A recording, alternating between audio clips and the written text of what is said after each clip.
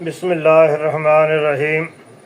अस्सलाम वालेकुम दोस्तों, इस्लामाबाद में तहरीक तहफ़्फ़ुज़ जमहूरियत कॉन्फ्रेंस जो है वो हो रही है। 26 तारीख को हुई और मैच जो है वो काफ़ी पड़ा रहा कानून नाफिज करने वाले इदारों के दरमियान में और जो शुरका थे उनके दरमियान में।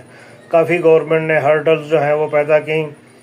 2-3 जगहों से बुकिंग जो है वो भी कैंसिल हुई, फिर एक जगह आगे वो हुई तो उसके बाद भी रात गए, फटा पड़ गया तो वो कहते थे कि जी हम इसको कैंसिल कर रहे हैं।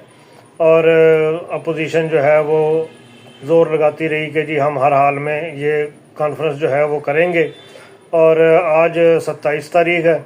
आज के सितारों के हालात जो है वो देख लेते हैं कि क्या सूरत हाल जो है वो इख्तियार करेंगे। तो 27 फरवरी को सितारों की पोजीशन जो है वो चांद बुर्ज अकरब में होगा, जो दबाव, खुफिया हिकमत अमली और गैर मुतवक्को वाक़यात की निशानदेही करता है।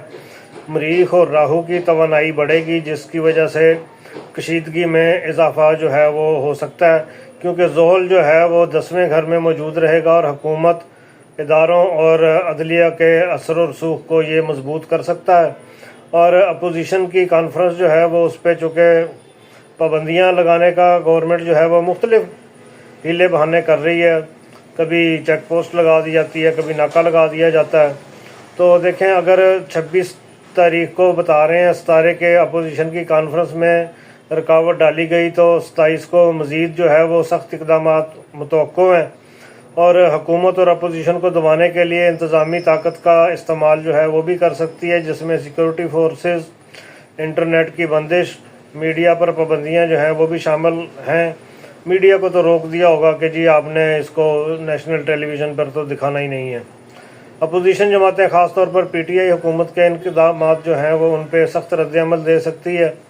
अगर कॉन्फ्रेंस होने दी गई तो अपोजिशन हुकूमत पर तनकीद जो है वो शदीद करेगी और मुमकिना तौर पर आवाम को एहतजाज की तरफ राग़िब करने की कोशिश जो है वो की जाएगी।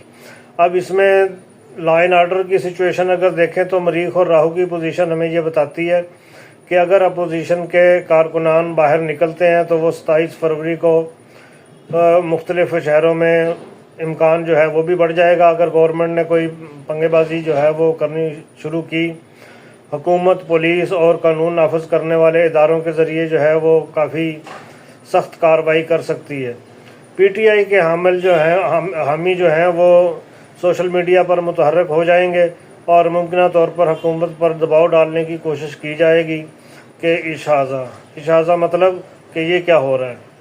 और फिर उसके बाद हो सकता है कि अपोजिशन जो है वो कॉल दे इस्लामाबाद, लाहौर, कराची और पेशावर में सिक्योरिटी जो है वो मज़ीद सख्त करनी पड़ जाए। तो ये सूरत हाल थी। अब इस सिलसिले में मज़ीद क्या होता है, ये तो 27 तारीख का था अहवाल, और 28 तारीख को क्या हो सकता है उसके लिए मेरी अगली वीडियो देखें। तब तक इजाज़त दीजिए। अल्लाह हाफ़िज़।